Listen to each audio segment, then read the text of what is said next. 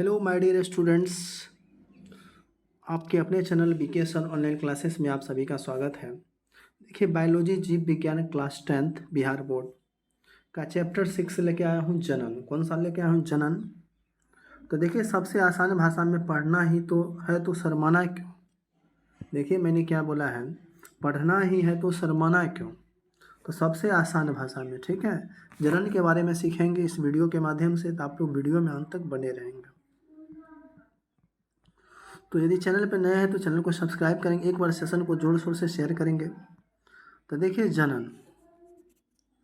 तो चलिए हम लोग स्टार्ट करते हैं, जनन के बारे में जानते हैं सारा कुछ। तो जनन से देखिए क्वेश्चन, चैप्टर 6 क्लास जीव विज्ञान। नर, पुरुष, मादा, स्त्री। नर किसको बोला जाता है? पुरुष को। मादा किसको बोला जाता है? स्त्री को बोला जाता है। ये तो बात पता होना चाहिए सबको। तो चलिए अब स्टार्ट करते हैं।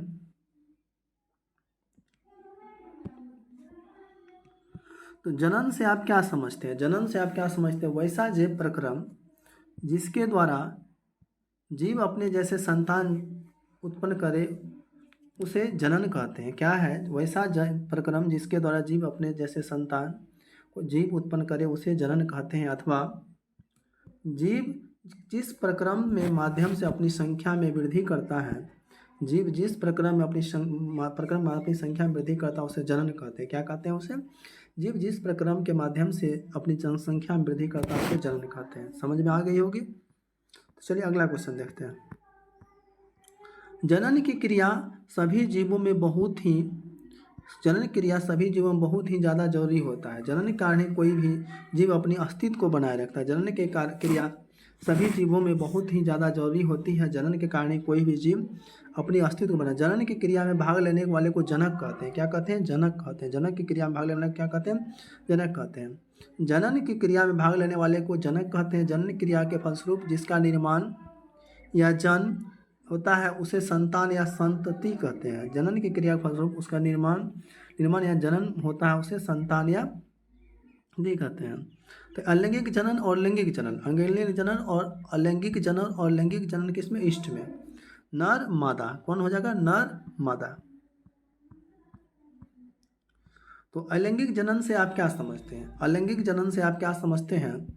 तो देखिए, जनन की वैसी प्रक्रिया जिसमें एकलज जीव अर्थात एक जीव भाग लेकर नए जीव का निर्माण करता है, अलैंगिक जनन कहलाता है। जनन की वैसी प्रक्रिया जिसमें एकल जीव अर्थात एक जीव भाग लेकर नए जीव का निर्माण करता है उसे अलैंगिक जीव जनन कहलाता है।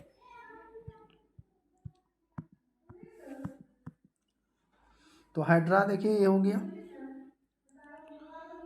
अलैंगिक। कोनोनिडा, मुख कलिका, देखिए इसके बारे में समझते हैं हम। 1.3 अलैंगिक प्रजनन संरचना कोलिडोमोडामस, अलैंगिक जल बीजान पेनिसिलियम कोनिडा, हाइड्रा में कलिका, स्पंज में जिमुल स्पंज।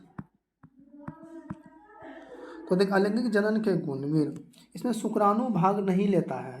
वीर इसमें शुक्राणु भाग नहीं लेता है। इसमें अंडाणु भाग नहीं लेता है।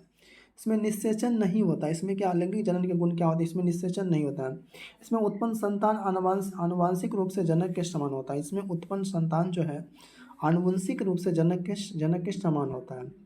इसमें युग्म का निर्माण नहीं होता। इसमें क्या होता है? युग्म का निर्माण नहीं होता। इसमें केवल एक जनक, इसमें क्या होता है? केवल एक जनक भाग लेता है। इसमें केवल एक जनक भाग लेता है। यह सदैव जीवों और पादपों में होता है। इसमें जो जाइगोगोट का निर्माण होता है। इसमें क्या होता है? जाइगोगोट का निर्माण होता है। इसमें उत्पन्न संतान को जनक को कोलोन कहा जाता है। इसमें उत्पन्न संतान को जनक का कोलोन कहा जाता है। क्या कहा जाता है? कोलोन। इसमें गोर, नर, शाबला, मादा, संतान, गोरा। अब यदि नर यदि गोरा हो, महिला श्यामला हो, तो संतान आपका कैसा होगा? गोरा हो जाएगा। श्यामला यदि नर है, मादा नर आपका श्यामला है, मादा यदि गोरी है तो संतान आपका श्यामला हो जाएगा।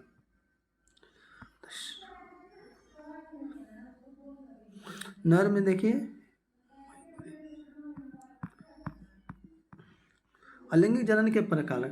तो देखिए, अलैंगिक जनन के प्रमुख विधियों या प्रकार निम्नलिखित है। विखंडन, अलैंगिक जनन की यह विधि जिसमें जीव या जनन दो या दो से भागों में विभक्त होकर स्वतंत्र जीवनयापन करता है। अलैंगिक जनन क्या है? अलैंगिक जनन प्रमुख विधियों का प्रकार निम्नलिखित। अलैंगिक जनन की वह विधि जिसमें जीव या जनक दो या दो से अधिक भागों में उत्पन्न होकर स्वतंत्र जीवन यापन करता है, उससे अपने मातृ संतति के जैसा समान संतति को उत्पन्न करता है। क्या करता है? अपने मातृ संतति के जैसा समान करता है। विखंडन की क्रिया दो चरणों में संपन्न होती है। विखंडन, द्विखंडन। विखंडन की वह विधि जिसमें जनक दो भागों में विभक्त होकर स्वतंत्र जीवन यापन करते हैं। जो क्या करते हैं? स्वतंत्र जीवन यापन करते हैं, अपने मातृ संतति के जैसा संतान की उत्पत्ति करता है, उसे अमीबा, पैरामीशियम आदि कहते हैं। क्या कहते हैं? अपने मातृ संतति के जैसा संतान उत्पन्न करते हैं, जैसे अमीबा आकार का, पैरामीशियम इत्यादि।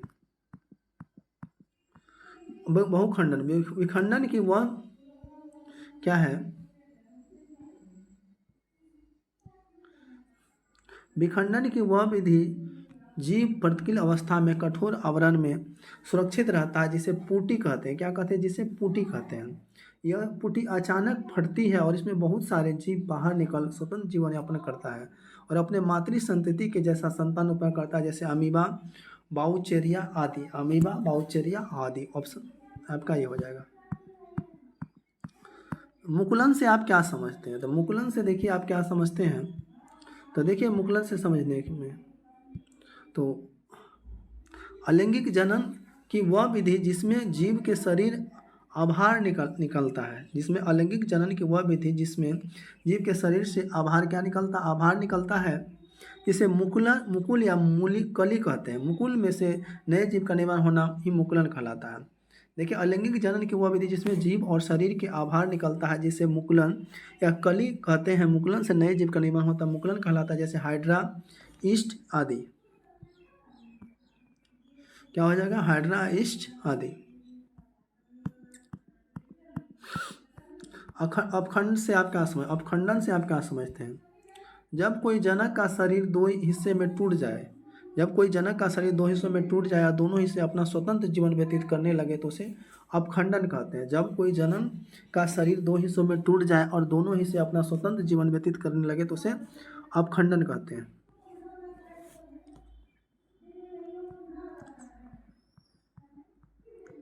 पुनर्जन्म और पुनर्जनन या पुनर्धन से आप क्या समझते हैं? पुनर्जनन या पुनर्धन से आप क्या समझते हैं? अलैंगिक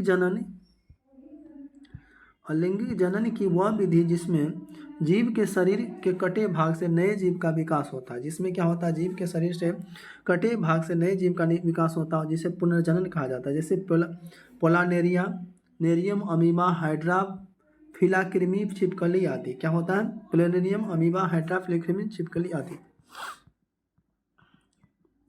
कायनिक जनन से आप क्या समझते हैं? कायनिक जनन से आप क्या समझते हैं? देखिए कि अलैंगिक जनन की वह विधि जिसमें जड़ तनापत्ति के माध्यम से नया पौधा का विकास किया जाता है, कायनिक जनन कहलाता है। क्या कहलाता है वो? अलैंगिक जनन की वह विधि जिसमें जड़ तनापत्ति के माध्यम से नया पौधा का विकास किया जाता है, कायनिक जनन कहलाता है। जैसे पत्ती के माध्यम से पत्थर चट्टा,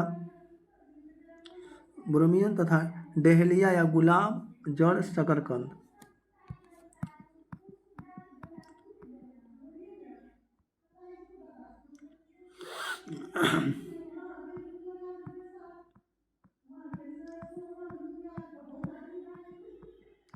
बीजाणु जनन से आप क्या समझते हैं?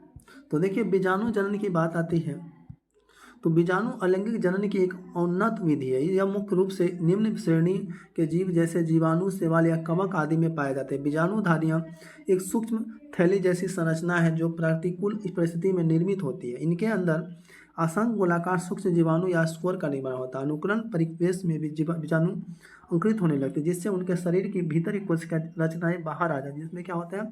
उनके भीतर की कोशिकाएं रचनाएं बाहर आ जाती है। देखिए फिर से पढ़ते हैं। बीजाणु जनन अलैंगिक जनन की एक उन्नत विधि है। यह मुख्य रूप से निम्न श्रेणी के जीवों जैसे जीवाणु, शैवाल या कवक आदि में पाए जाते हैं। बीजाणु एक सूक्ष्म थैली जैसी संरचना है जो प्रतिकूल परिस्थिति में निर्मित होती है। इनके अंदर असंग गोलाकार सूक्ष्म जीवाणु या स्पोर का निर्माण होता है। अनुकूल बीजाणु अंकुरित होने लगते हैं, जिसके उनके भीतर का कोशिकीय रचनाएं बाहर आ जाती है।